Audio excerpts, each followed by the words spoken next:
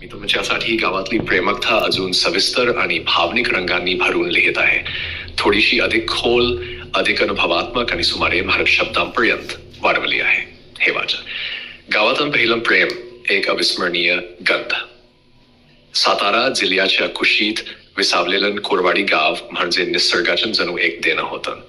हिरवीगार शेतन, डोंगरांच्या कुशीत वसलेली वस्ती आणि मंद वाद्याच्या चिरुकीत तरवटणाच्या मोगऱ्याचा सुगंध या साथ्यांच्या साक्षीने रामू आणि गौरीचं प्रेम बहरलं. रामू एका साथ्या शेतकऱ्याचा मोठा मुलगा, त्याचं आयुष्य मातीत रुजलेलं. लहान वयापासून शेतावर बापाच्या मदतीला जात असे.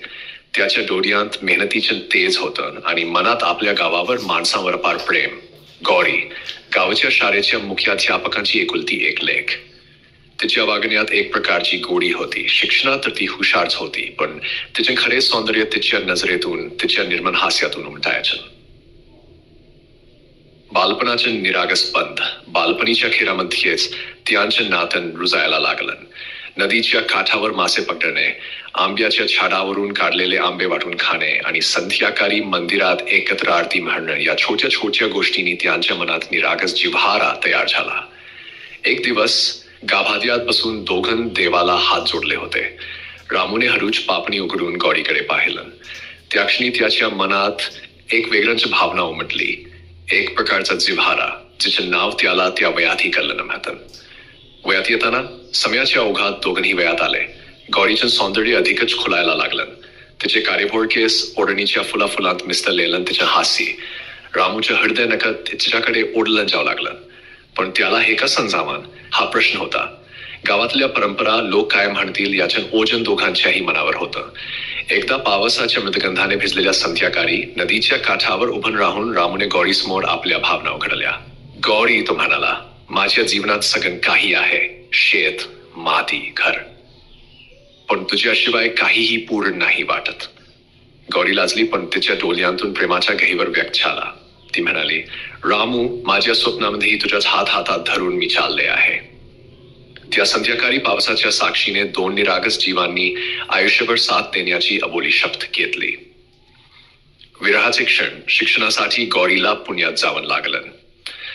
गावातल्या धुरीच्या रस्त्यांपासून शहराच्या गजबजाटापर्यंतचा प्रवास तिला वेगळा वाटला, पण दर सुट्टीला ती गावाकडे यायची. रामू तिच्या प्रत्येक येण्याच्या दिवशी गावाच्या वेशीवर वाट पाहायचा. मोबाईल नसलेली ती काराची गोष्ट. पत्र लिहणं, एखाद्या गावच्याच्या हातून लपून संदेश पाठवण, या साध्या गोष्टी त्यांच्या प्रेमाची गोडी वाढवत होत्या. गौरीच्या पत्रातल्या ओढीम्याच असायचं, रामू, तुझ्या आठवणींसाठी माझे कारीच आटणे. या गजबजलेल्या शहरातही मला फक्त तुझं शांत हास्य आणि आपल्या मातीचा गंध आठवतो. गावच्यांची खुशबुबुज, परंतु गावातल्या लोकांनी त्यांच्या प्रेमाची चर्चा सुरू केली होती. काहींना ते चालायचं नव्हतं. मास्तरांना गावात प्रतिष्ठा होती. ते म्हणायचे, शिक्षित मुलीने शिक्षितवर शोधावा, शेतकऱ्याच्या मुलाने स्वतः पुरतन राहावं. रामूला हे समजलं होतं, म्हणून तो स्वतःला सिद्ध करण्यासाठी झपाटून काम करू लागला. तो कृषी विभागाच्या प्रशिक्षण वर्गात जाऊ लागला. नवीन तंत्र शिकू लागला. त्याच्या शेतात आता आधुनिक पद्धती वापरून उत्पन्न वाढलं. मास्तरांचा निर्णय. गौरीचे शिक्षण पूर्ण झालं. ती गावात परत आली.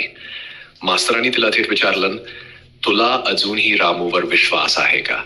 गौरीनं न डगमगता उत्तर दिलं, हो बाबा, मी त्याच्यावर निस्सीम प्रेम करते. मास्तर विचारमगन झाले. गावात प्रतिष्ठा महत्वाची होती, पण आपल्या मुलीचे प्रेम त्यांना मोलाचं वाटलं. अखेर त्यांनी एक निर्णय घेतला. प्रेमाचा विजय. गावातल्या मंदिरात मोठ्या थाटामाटात रामू आणि गौरीचे लग्न लावलं गेलं. मातीच्या घरात सनई चौघड्यांचे सूर घुमले. रामूच्या साधेपणा आणि गौरीच्या डोळ्यांतल्या विश्वासाने सगळं गाव भारावून गेलं. त्यांच्या लग्नाच्या दिवशी मास्तरांनी रामूच्या हातात गौरीच्या हातीचा हात देणं फक्त एवढंच भेटलं. ही प्रेमाची वाट आहे. प्रेमाला जपा, आदर द्या आणि एकमेकांचा हात कधीही सोडू नका. नवीन जीवन. लग्नांतरी रामू आणि गौरी गावाचं राहिले. त्यांनी एकतर शेती केली. गावातल्या मुलांना शिक्षणासाठी प्रोत्साहित केलं. त्यांच्या प्रेमाच्या बंधात आजही मातीचा गंध आहे, शुद्धतेची गोडी आहे. गावातल्या तरुणांसाठी त्यांचं प्रेम आदर्श बनलं. कोणत्याही परिस्थितीत प्रेमाला आणि मेहनतीला कधी हार मानू न द्यावी, हे रामू गौरीने शिकवलं. आता ते दोघं आपल्या 2 चिमुकल्यांसोबत त्या जुन्या वाडीत शेतांच्या कुशीत एक सुखी आयुष्य जगत आहेत. गावात संध्याकाळी जर एखादी म्हातारी बाई मुलांना झोपताना गोष्ट सांगते तर ती हमखास असते गावातलं पहिलं प्रेम रामू आणि गौरीची कथा.